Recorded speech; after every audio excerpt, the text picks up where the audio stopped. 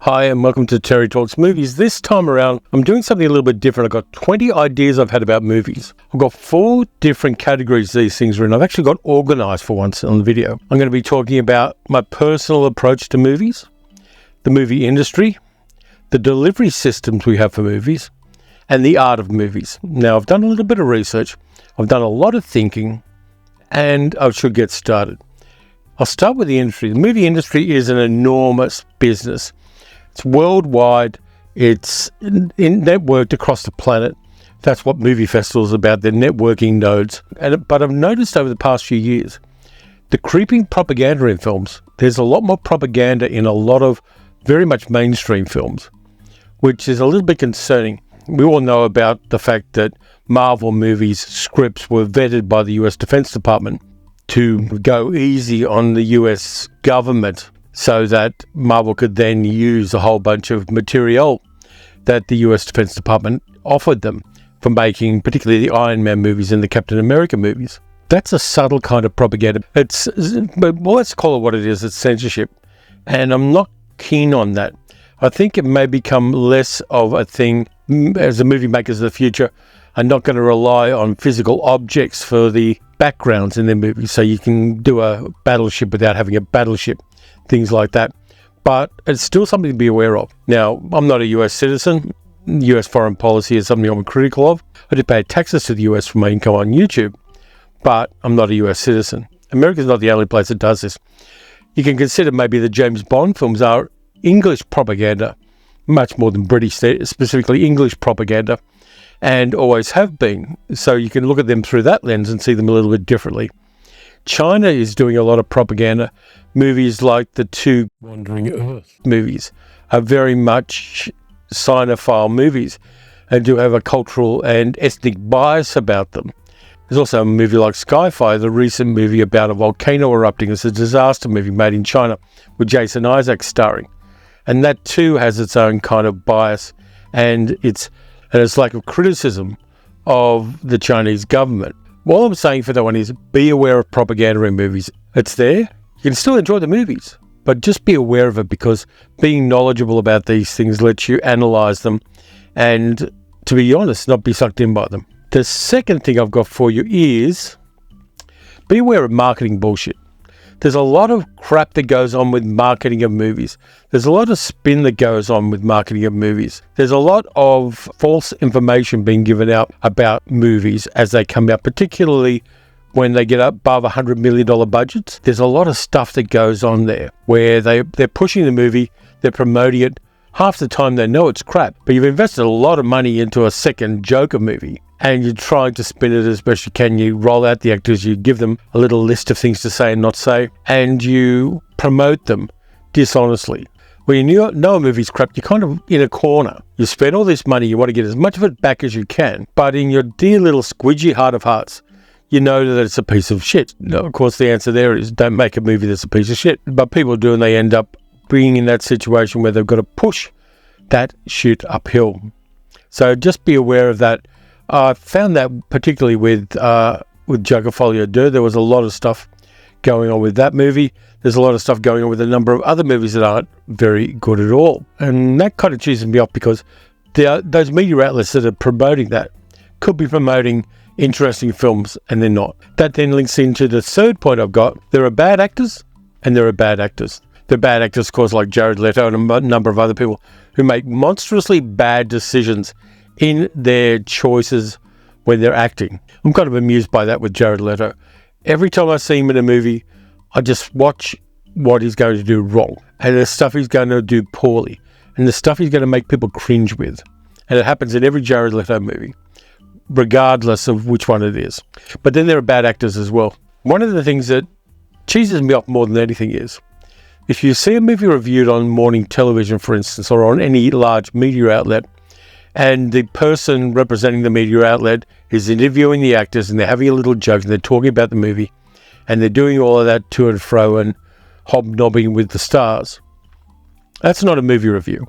That's promotion for the movie. Those reviews are singularly uncritical of the film and will never be honest dealers with the audience. They're there to promote the movie. They're there to get ratings. They're there to keep future movie stars coming onto their show, promoting movies so that they can get the ratings. It's purely a cash grab. It's got nothing to do with the quality of the movie. It's got nothing to do with being an honest dealer with your audience. You're a bad actor to your audience. There are a lot of them out there. We have them in Australia.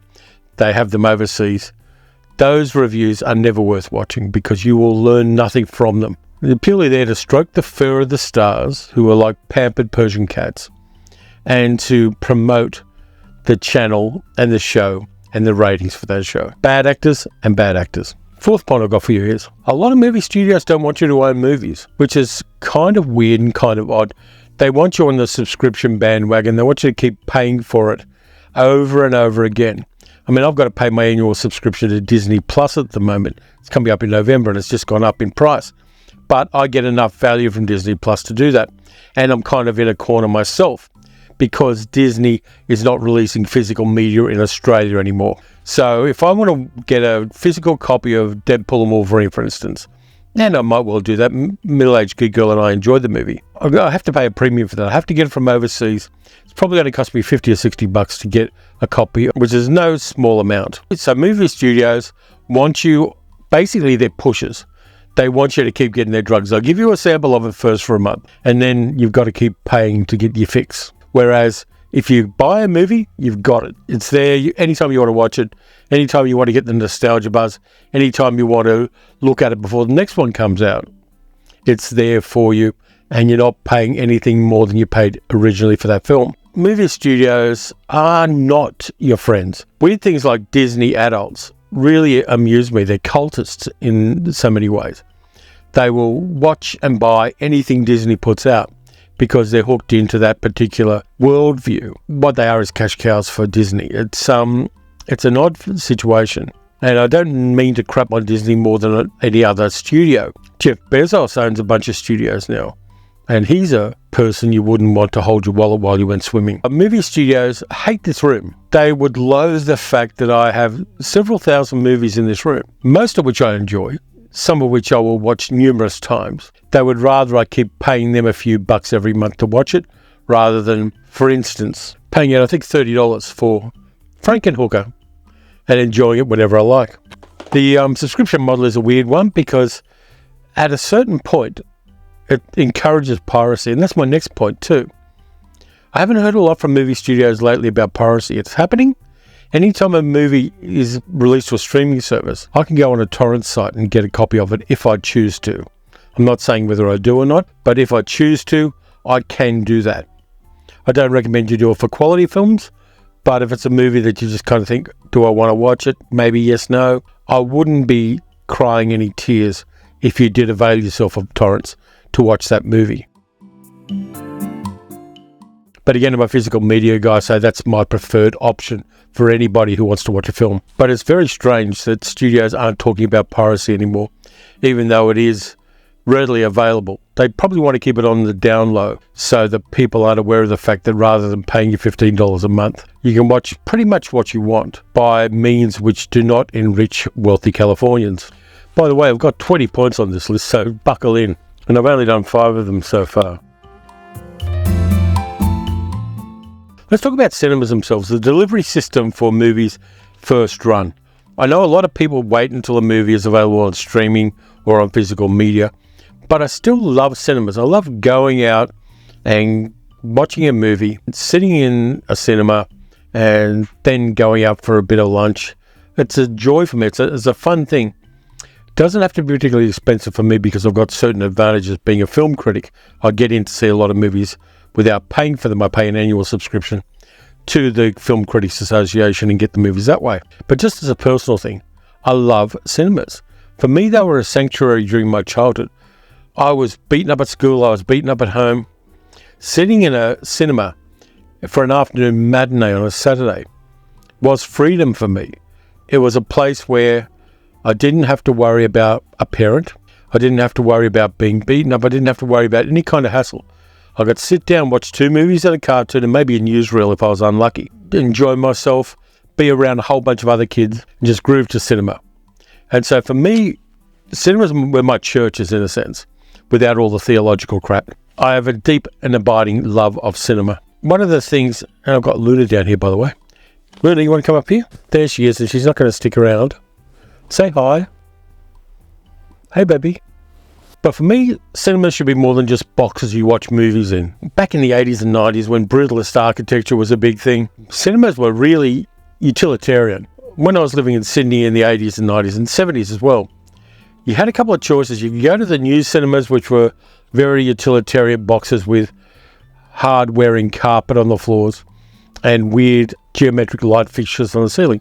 Or you could go to somewhere like the State or the Capitol or one of the older cinemas, which were done up like places Errol Flynn lived in swashbuckling movies.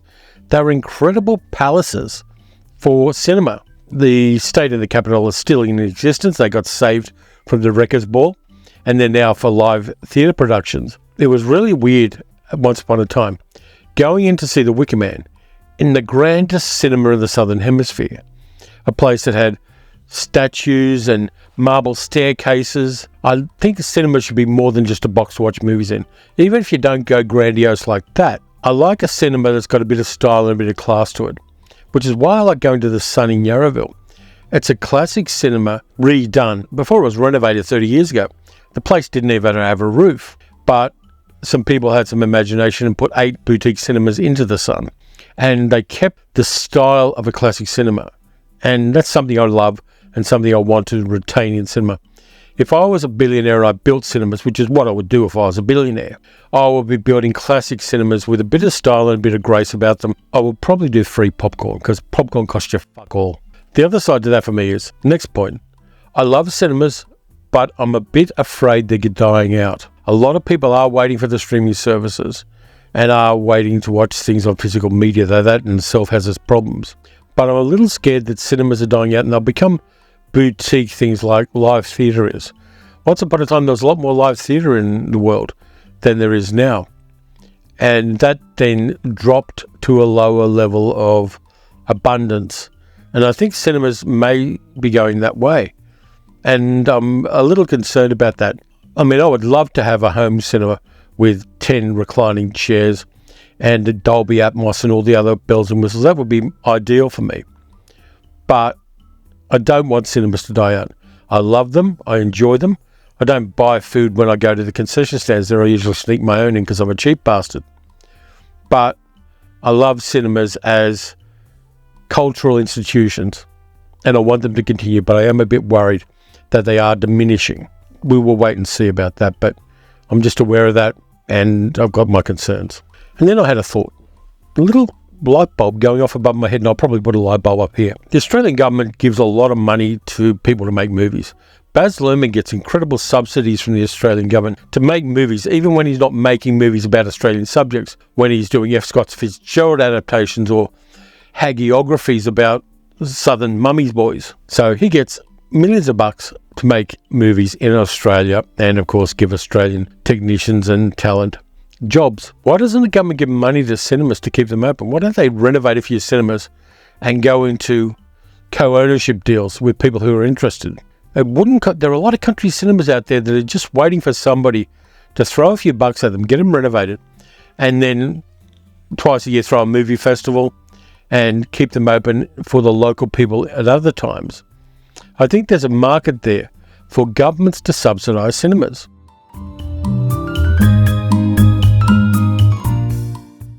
Yes, it's socialism gone mad and all that kind of thing, and you're going to get people who are hooked into that neoliberalism ideology who are going to protest. But if you're going to subsidise movies, which are a one-and-done kind of thing, why not do it to cinemas?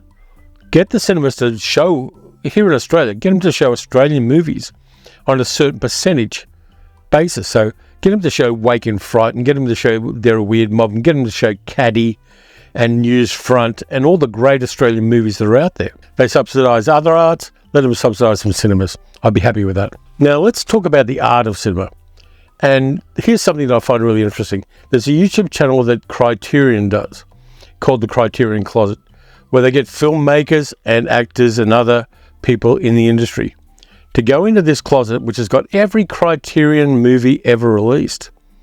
And they pull out the movies and put them into a bag and take them home, but they talk about why they love them. And the Criterion Closet is interesting because it shows you which creative people, particularly actors, know their shit and which ones are just facile. And it's always interesting to see actors that you don't particularly highly regard who are deeply knowledgeable about cinema and will pull down movies that you wouldn't expect them to pull down.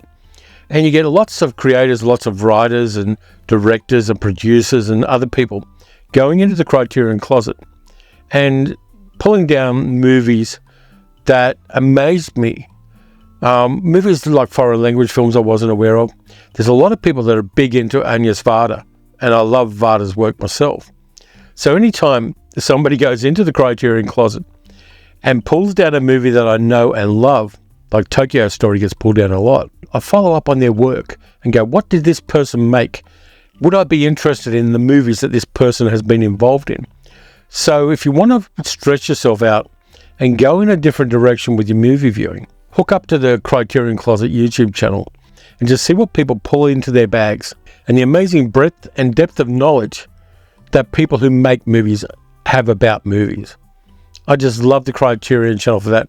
I know a lot of my friends are complaining because there aren't a lot of cult movies in the Criterion Closet, and there are some movies that I love that will never be released by Criterion, and I'm fine with that.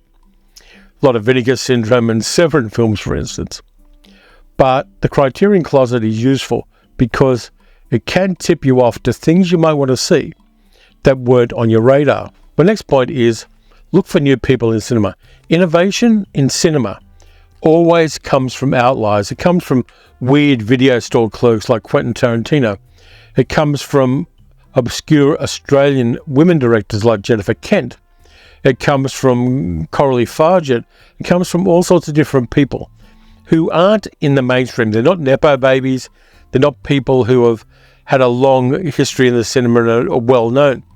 All the really interesting stuff comes in from the edges to the center. And that's true for any innovation. Technological, social, cultural, anything like that. It always comes from outsiders. It never comes from the safe and secure and leafy suburb mainstream. So just be aware of outliers who are starting to get a little bit of attention. You're probably going to find some movies there that you like, and movies that you will follow, and careers that you will follow, and careers you can backfill and see the previous things those people have done. So always look for the outliers. You're going to be rewarded, and even if it's within a certain genre that you like, just look at the people making movies who aren't central Hollywood. You're going to enjoy their movies at some stage. Some of them you might not like, some of them you're going to love, but always look for outliers. By the way, for those of you who are wondering, Luna has settled down on a blanket near the window there. Sometimes she just likes sitting in the same room as me. My next point, in good movies, satire and humour always punch upwards. There's no use punching downwards to people who are less advantaged than the people making the film. Classic films like Bodu Safe from Drowning punches upwards. Blazing Saddles punches upwards. All of the best comedies are about bringing down pretentious and pompous people. And it's something to remember. There are so many mean-spirited comedies out there. All of the Adam Sandler comedies, not leaving aside his dramatic work, which is quite impressive. All the early Adam Sandler comedies punched downwards. They were mean-spirited in a lot of ways. And, well, I mean, make your own list. Which comedies do you think were mean-spirited and were horrible? About 10 years ago, I reviewed Revenge of the Nerds for radio. I was doing ABC Radio in Darwin. And we watched Revenge of the Nerds, and we were shocked by how sexist and assaulty the supposed heroes of that movie are. It's amazing and it's stunning. And again, that's punching downwards because women had less social advantage in the college campus scenarios that Revenge of the Nerds set up. They were there basically for eye candy and as receptacles. But when you're watching comedies, and cinema's doing a lot less comedies these days for some reason, make sure the comedies and the satire punch upwards. It's going to be much more rewarding. That's why people went to guillotines when the royals were being guillotined in France. Give the people what they want, they will come. My next point, things are starting to get a little better in movies. There's a democratization of movie making these days. There are small movies that are starting to get a bit of love, and creators who start out making movies in a garage on a zero budget, who have a story to tell, have a point of view, have something they need to do. And they're starting to get a lot of respect and love in the cinema industry and for audiences as well. I mean, like it or not, Damien Leone's Terrifier movies started out being crowdfunded, and now they're hitting enormous. Biggest movie of the weekend, a couple of weekends ago, was Terrifier 3. Things are getting better because there are more people who are getting a drink at the water hole. And I like that. Whether I like the movie or not, having small budget filmmakers make movies that resonate with an audience and get a lot of love is something that's good. And that ability to, again, use outliers to change cinema works really well. That's why there are a lot of people doing low budget horror films. Horror films make money. And if you're going to start out in the industry, making some horror films is not a bad way to do it. As long as you don't totally stuff it up, you can make a buck and learn the business on the hop. That's what Damien Leone did. Started out as a special effects guy doing blood and guts things. But each one of Damien Leone's movies are professionally more competent than the previous one. And I kind of like watching that arc, even if there are parts of the Terrifier movies that gross me the hell out. I like the fact that there's an arc there of skill acquisition, and I can see it on the screen. That delights me no end. I threw this one in because it's Halloween-ish area. Yeah, it's still Halloween. The scariest monsters in movies are human beings. They're not supernatural creatures, particularly though Art the Clown kind of straddles both. But the scariest monsters we have in movies are human beings. Robert Mitchum in Night of the Hunter is incredibly scary, mostly because my childhood has certain resonances with Night of the Hunter. Carswell in Night of the Demon is a banal, evil wizard, and I like that as well. All the best movie monsters are not the monsters, they're human beings. And I kind of love that. I just thought I'd mention it because it's Halloween. Next point I want to make is women are starting to really get to the A team in cinema. There are a lot of female directors and writers. Actresses have always been there in certain roles and to certain limits. But on the creative side of things, writers, directors, producers, technical people, there are a lot more women starting to tell stories in every genre. Horror, science fiction, dramas, comedies, everything. There are a lot of women who are starting to get a seat at the table. And I love that. Half of the planet needs to be represented more in cinema. And that delights me that that's happening. Just like it delights me that people from other cultures are starting to get a go as well. And people of non-white ethnicity are starting to get a seat at the table as well. There's a long way to go on all of those things, but they're just starting to happen. And for me, that's an exciting thing. I'm kind of bored with movies made by banal but competent directors like Ron Howard, who did Hillbilly Elegy, I might remind you. I love different viewpoints coming into cinema. And it always reminds me why I love movies. When I see a movie from somebody new, very often a woman or somebody from a non-English speaking culture, or both, who's made a movie that impressed the hell out of me and delighted me. That's stuff I live for, because I'm too prone to watch old science fiction movies endlessly and not watch anything that challenges me or takes me somewhere else. Women are starting to get a seat at the table, and I want to see that until half the seats are filled by women, and not all of them have the same complexion. And the last 5 of them are personal. I mean, I've done the industry, I've done delivery systems for movies, I've done the art. Now I'm talking about the personal, the stuff that sits in my squidgy little damaged heart. Some observations I've made. As we age and as times change and as our life experience changes and as the world changes around us, the movies we love are always going to change. The movie I loved most on my birthday when I was a kid was Valley of Gwangi because I saw it on my birthday. It's not my favourite movie now. I've still got an enormous fondness for it. And I think cowboys and dinosaurs are a great thing to mix together, just like Nashi pears and blue cheese. But it's not my favourite movie anymore. I love that progression of as we move through life, the kinds of movies that hit for us change and evolve. We've still got all of our old favourites there, but we're also moving forward. And if you're not, you bloody should pay attention and do it. That's an important thing for me. That progress, that different way I see films that I kind of liked in the past, and I either don't like them as much now, or I like them being aware of their flaws and their silliness and their sometimes sexism. But as we move through life, The movies we love most are going to change, and we shouldn't resist that. We should embrace it. That's the first personal point. Next one's kind of pragmatic. Buy an extra Blu Ray player. The one you've got's going to go bung eventually.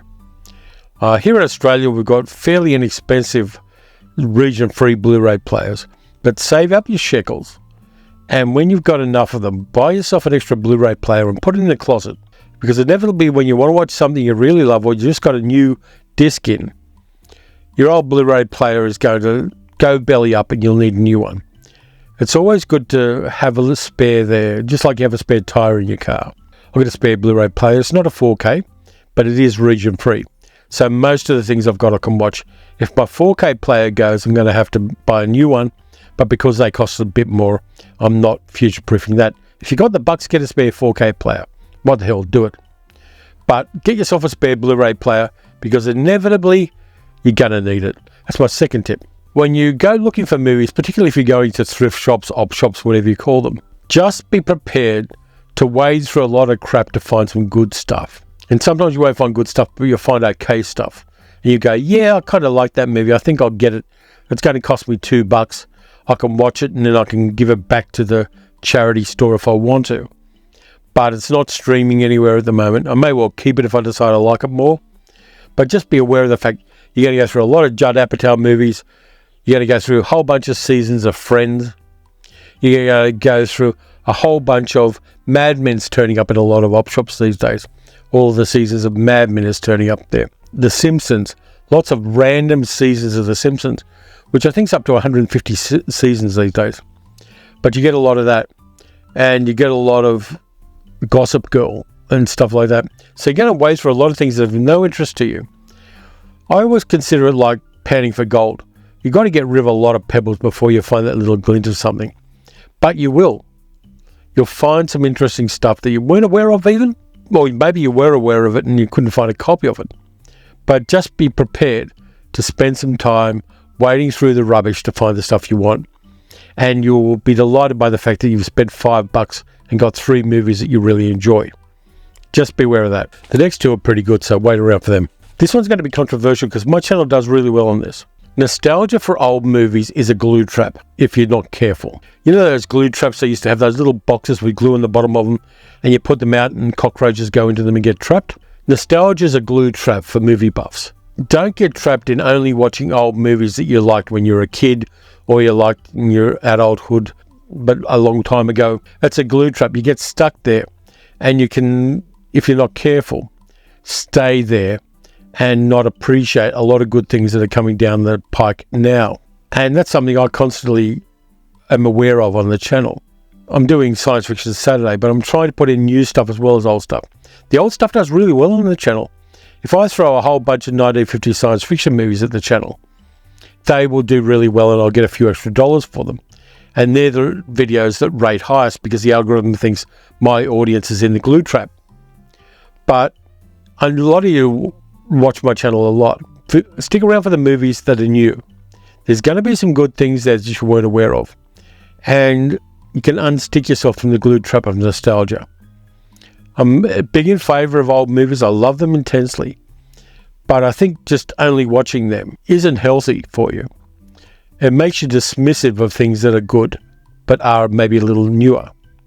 And I would hate for that to happen. If I'm going to do anything with this channel, it's going to be to encourage people to stretch outside their comfort zones in cinema.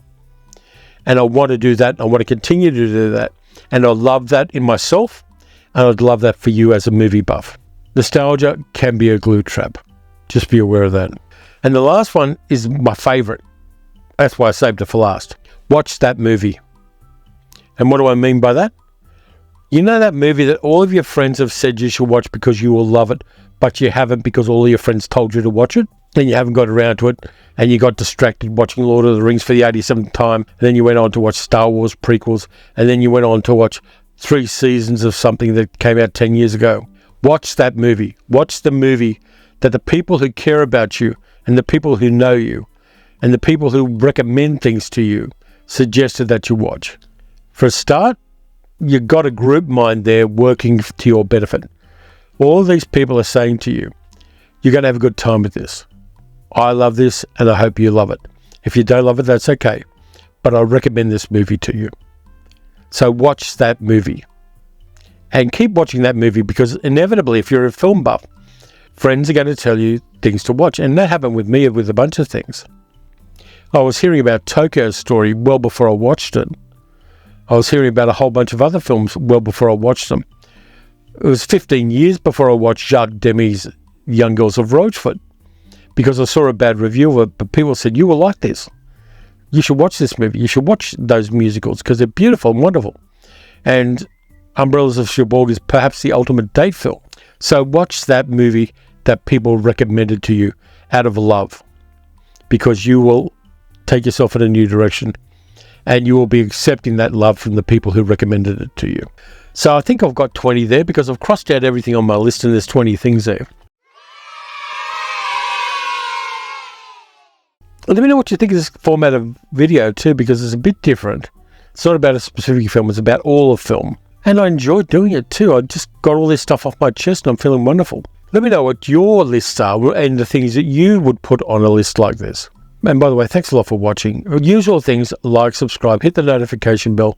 You can support the channel by becoming a patron at patreon.com/terrytalksmovies or a channel member. I've got to get another video out of my travel vlogs where I drive around talking about things. That's on the board for this week. And the people who contribute to the channel monetarily get them 2 weeks before everybody else.